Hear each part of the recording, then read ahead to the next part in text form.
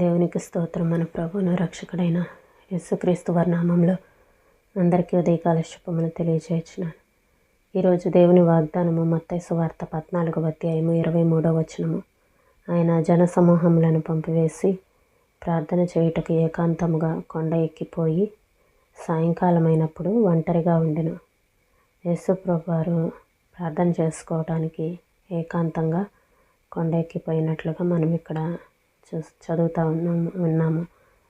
అయితే యేసు ప్రభువారికి ఏకాంతంగా తండ్రితోటి సమయాన్ని గడపటానికి అవకాశాన్ని కల్పించుకున్నారు.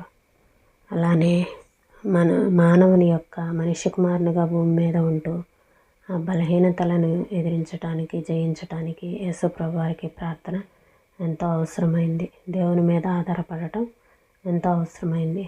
దేవునిగా ఉంటూ యేసు ప్రభువారికే ప్రార్థన అవసరమైనప్పుడు మానవులముగా ఉంటున్న మనకి ప్రార్థన మరింత అవసరమని మనం గ్రహించాలి.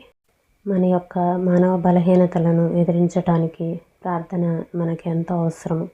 ఏకాంతంగా సమయాన్ని తండ్రితోటి గడపటానికి మనకి ప్రార్థన చాలా చాలా ప్రాముఖ్యం. మనిషిగా యేసుక్రీస్తు ఏకాంతానికి ఉన్న ప్రాముఖ్యతను గ్రహించాడు. తనంతట తాను ఒంటరిగా ఉండేవాడు. మనుషులతో సహవాసం మనలను మన నుండి బయటకు ఈడ్చి అలసిపోయేలా చేస్తుంది. యేసుక్రీస్తుకు ఇది తెలుసు. ఒంటరితనంలో తన శక్తులన్నిటినీ కూడగట్టుకోవాలని, తాను నెరవేర్చవలసిన కార్యాన్ని నెమరవేసుకుంటూ ఉండాలని, తన మానవ బలహీనతలను తండ్రిపై ఆధారపడటం ద్వారా జయిస్తూ ఉండాలని గ్రహించుకుంటూ ఉండేవాడు. క్రైస్తవుడికి ఇది మరింత అవసరం. ఆత్మీయ వాస్తవాలతో తండ్రి అయిన దేవునితో ఒంటరిగా గడపాలి.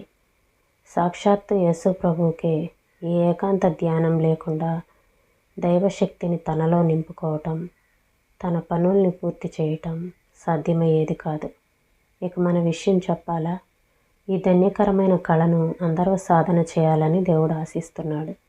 ఈ ఉన్నతమైన పరిశుద్ధ మహద్భాగ్యాన్ని అందరూ స్వంతం చేసుకోవాలని, ప్రతి విశ్వాసి దేవునితో ఒంటరిగా గడపటాన్ని కోరుకోవాలని ఆజ్ఞాపిస్తున్నాడు. దేవుడు కేవలం నాతో కొంతకాలం గడపటం కన్నా కోరుకోదగింది ఏముంది? క్రీస్తుతో ఒంటరిగా సమయం గడుపు. శిష్యులు ఆయన వద్దకు ఏకాంతంగా వచ్చినప్పుడు ఆయన వాళ్లకు కొన్ని విషయాలను వివరిస్తూ ఉండేవాడు. ఇది నీకు అనుభవం కావాలి. నీకు కొన్ని సత్యాలు అర్థం కావాలంటే జనులందరినీ పంపించేసి ఒక్కడివే క్రీస్తుతో ఉండాలి. ప్రపంచం మొత్తంలో నువ్వొక్కడివే ఉన్నావన్న అనుభూతి, దేవునితో ఒంటరిగా ఉన్న అనుభవం కలగాలి. నీ ఆలోచన అంతా ఒకే బిందువు దగ్గర కేంద్రీకృతం కావాలి. దేవుడు, నేను, ఈ విశాల విశ్వంలో ఆయన, నువ్వు తప్ప వేరే ప్రాణి లేనట్టు ఉండాలి. అలాంటి ఏకాంతాన్ని సాధన చెయ్యి. జనసమూహాలను దూరంగా పంపించేయి. నీ హృదయంలో నిశ్చలతను సాధన చెయ్యి. నీకు దేవునికి మధ్య మరెవరూ చొరబడకుండా చేసుకో. ఈ మాటలను ప్రభు మన వెనుకల్లో దీవించునుగాక. ప్రార్థన చేసుకుందామండి. స్తోత్రం నాయన, పరిశుద్ధుడా, ప్రేమ కలిగిన దేవా, మీకు వందనాలు చెల్లిస్తున్నాం ప్రభు.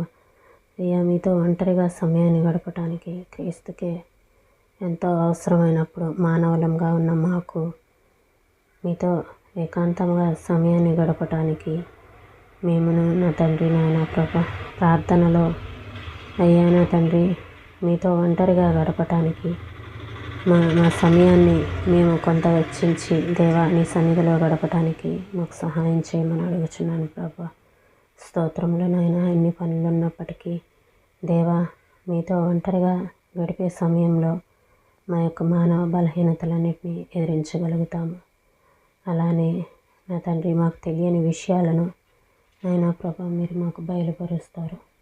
అలానే దేవా ప్రభా మీతో ఒంటరిగా సమయాన్ని గడిపితే ఈ లోకాన్ని ఏ విధంగా ఎదిరించాలో, ఎలా జయించాలో మాకు నేర్పిస్తారు ప్రభా. అటువంటి మెళకువలన్నింటినీ మేము నేర్చుకోగలగాలంటే మీతో ఒంటరిగా సహవాసం చేయటానికి నాయనా ప్రభా మేము అవకాశాన్ని, సమయాన్ని కల్పించుకునేలా మాకు సహాయం చేయమని అడుగుచున్నాను ప్రభా. అయ్యా నా తండ్రి, ప్రార్థించే మనస్సును నా తండ్రి నాయన ప్రభా అందరికీ దయచేయమని వేడుకొంచున్నాను ప్రభా. స్తోత్రములు నాయన. అయ్యా నా తండ్రి, చాలాసార్లు ఈ కళను మేము సాధన చేయలేకపోతున్నాం దేవా. నా తండ్రి, ఈ ఉన్నతమైనటువంటి పరిశుద్ధమైన మహద్భాగ్యాన్ని మేము స్వంతం చేసుకోవటానికి, మీతో ఒంటరిగా గడపటానికి మాకు సహాయం చేయండి ప్రభా. నీకు వందనాలు చెల్లిస్తున్నాం ప్రభా. మీ సన్నిధిని మాతో ఉంచండి. ఉదయకాల సమయంలో మీ కృపనిచ్చి నడిపించమని యేసయ్య పరిశుద్ధమైన నామంలో అడిగి వేడుకొంచున్నాం తండ్రి. ఆమేన్.